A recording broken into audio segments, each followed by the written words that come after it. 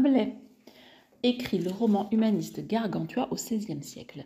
Ce roman associe savoir et rire. Alors ici, le savoir, c'est la question: quelle est l'éducation idéale pour un enfant? Et c'est traité sur le mode comique. Le rire ici, c'est comment est-ce que l'enfant va comprendre de qui il a besoin et comment est-ce qu'il va réussir à s'amuser, à garder sa nature d'enfant pour apprendre. Dans cet extrait, le père de Gargantua embauche des maîtres incapables et il s'en rend compte. Alors, son père put voir que, sans aucun doute, il étudiait très bien et il consacrait tout son temps. Malgré tout, il ne progressait en rien et pire encore, il en devenait fou, niais, tout rêveur et radoteur. Comme il s'en plaignait à don Philippe des Marais, fils roi de Papeligos, il comprit qu'il vaudrait mieux qu'il n'apprît rien que d'apprendre de tels livres avec de tels précepteurs, car le savoir n'était que bêtise et leur sagesse billevesée, abattardissant les nobles et bons esprits et flétrissant toute fleur de jeunesse. Nous distinguons plusieurs mouvements. De la ligne 1 à la ligne 7, eh bien, il s'agit des maîtres sophistes qui sont licenciés. De la ligne 8 à la ligne 30, eh bien, un nouveau maître moderne est embauché. Et de la ligne 31 à 33, malheureusement, Gargantua déteste ce nouveau maître. C'est un échec. Je me pose la question, pourquoi le père de Gargantua renvoie-t-il tous les professeurs particuliers de son fils? Dans la première partie, on voit que les maîtres sont licenciés, les maîtres sophistes dont il était question dans les paragraphes précédents. Alors, le constat du père, c'est que son enfant est studieux. Il étudiait très bien et il consacrait tout son temps. Mais il n'apprend rien. On le voit grâce à l'opposition malgré tout. Il ne progressait en rien. On a une formule négative. Et ensuite, on a une énumération de défauts qu'est en train de contracter, d'adopter l'enfant. L'enfant devient fou, niais, tout rêveur et radoteur. Il ne faut pas que ça dure finalement. Alors le père réagit et il en discute avec un autre roi. Et avec ce roi, il se fâche, il s'énerve contre de tels précepteurs. Ici, il s'agit de l'éducation sophiste, c'est-à-dire que dans la tradition, c'est une éducation avec des maîtres très très doctes, très savants, qui sont de véritables encyclopédies vivantes. Alors du coup, comme ce sont des personnes qui ont emmagasiné beaucoup de savoir, eh bien, ce sont des maîtres qui sont très très vieux. Et pourquoi est-ce qu'il dit abattardissant? Eh bien parce que leur méthode, leur pédagogie, c'est de faire apprendre par cœur beaucoup de savoir sans réfléchir. Et le père de Gargantua déteste ça. Il utilise des termes péjoratifs: bêtise, billevesée, abattardissant, flétrissant toute fleur de jeunesse. Ça, c'est une métaphore pour dire qu'il faudrait que l'éducation garde la jeunesse. C'est pas parce qu'on apprend quelque chose qu'on perd sa fraîcheur. Et Rabelais rappelle ici que les enfants ont besoin de continuer à être joueurs, à bouger. Voilà. Donc cette éducation sophiste ne convient pas, il faut changer. Dans la deuxième partie, le deuxième mouvement, on change donc de maître et l'ami du père de Gargantua va parler avec un discours direct pour conseiller Grangousier. Il utilise des impératifs, il dit: faites plutôt, prenez un de ces jeunes gens d'aujourd'hui. Et alors, ils choisissent donc un précepteur sans instruction, puisque ce maître, finalement, il a étudié que 2 ans, mais bon, ça suffira.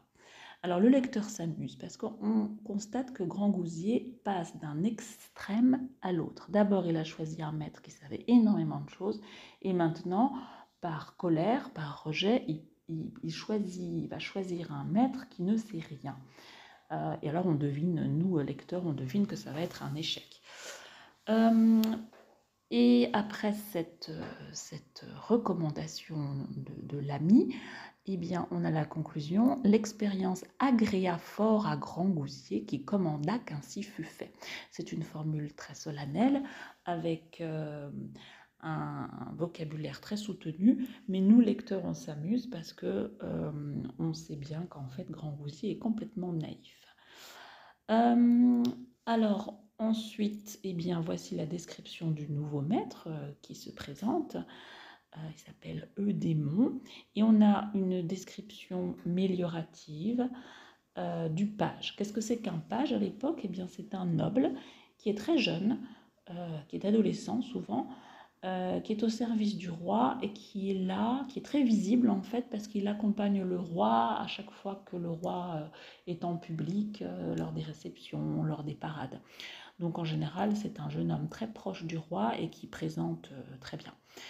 Et là, c'est le cas, puisque l'énumération de Rabelais se termine après tous les termes positifs: coiffé, tiré à quatre épingles, il est propre sur lui, pomponné, ça veut dire qu'il ressemble à une poupée.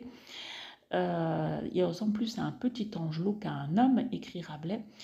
Et nous, déjà, on rit parce qu'on se dit que donner un professeur qui ressemble à un ange à un élève, c'est sans doute une très mauvaise idée. Mais Grangousier ne s'en aperçoit pas, c'est ça qui nous amuse, c'est le comique de caractère, il est très naïf. Il est entièrement satisfait, il pense que c'est un professeur moderne et il le compare à ce qu'il rejette, c'est-à-dire à vos ahuries de néantologue. C'est une formule amusante. Parce que ahuri, ça veut dire stupide, c'est du vocabulaire assez familier, et néantologue, c'est un mot que le roi invente, c'est un néologisme donc, et ce serait plus du vocabulaire soutenu, puisque ça voudrait dire le spécialiste du néant. C'est un effet burlesque pour discréditer les professeurs sophistes.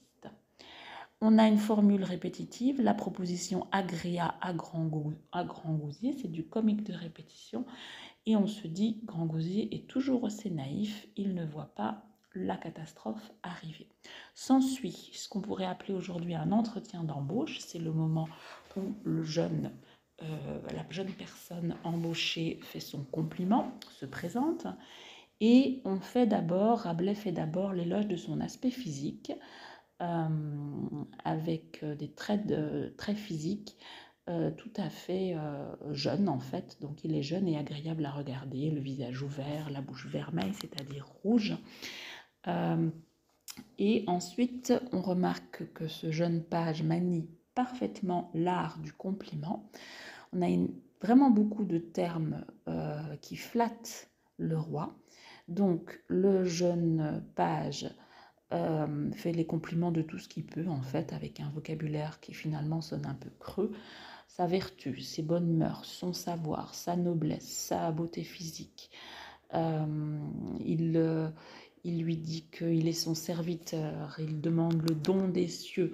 Bref, c'est un courtisan, c'est-à-dire un homme qui habite à la cour et qui a appris à flatter. Et nous, lecteurs, on voit bien qu'il sait faire que ça en fait, parce que apparemment ça dure longtemps, on a vraiment un paragraphe long. Il n'a appris que ça, l'art de la flatterie, et nous on se rend compte que la catastrophe est imminente.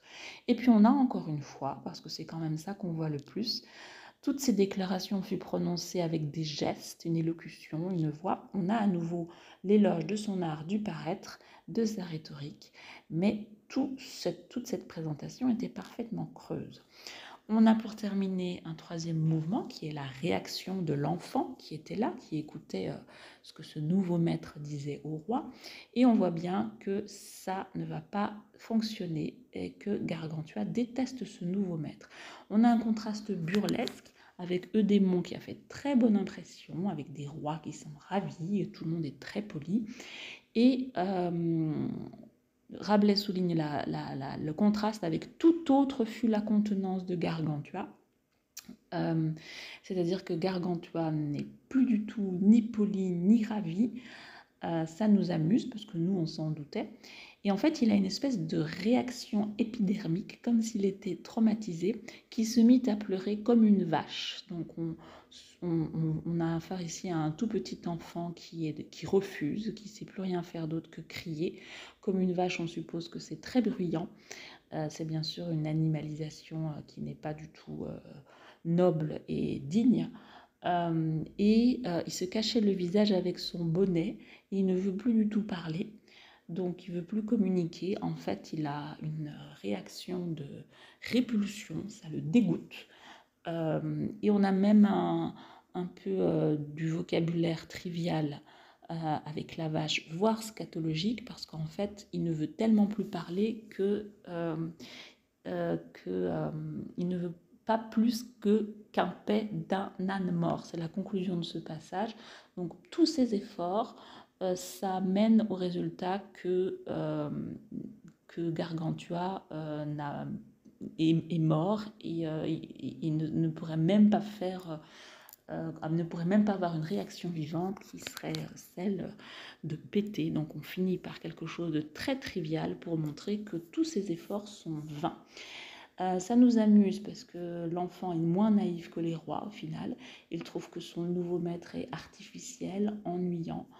Gargantua, on peut le supposer, ce qu'il voudrait, c'est s'amuser. Et en fait, ce maître ne promet rien de joyeux.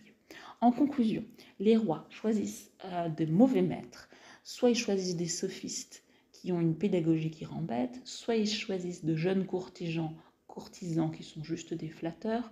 Mais seul Gargantua, c'est ce qu'il lui faut. Il lui faut un maître qui soit savant et qui soit amusant. Et on se rend compte ici que la vérité sort de la bouche des enfants.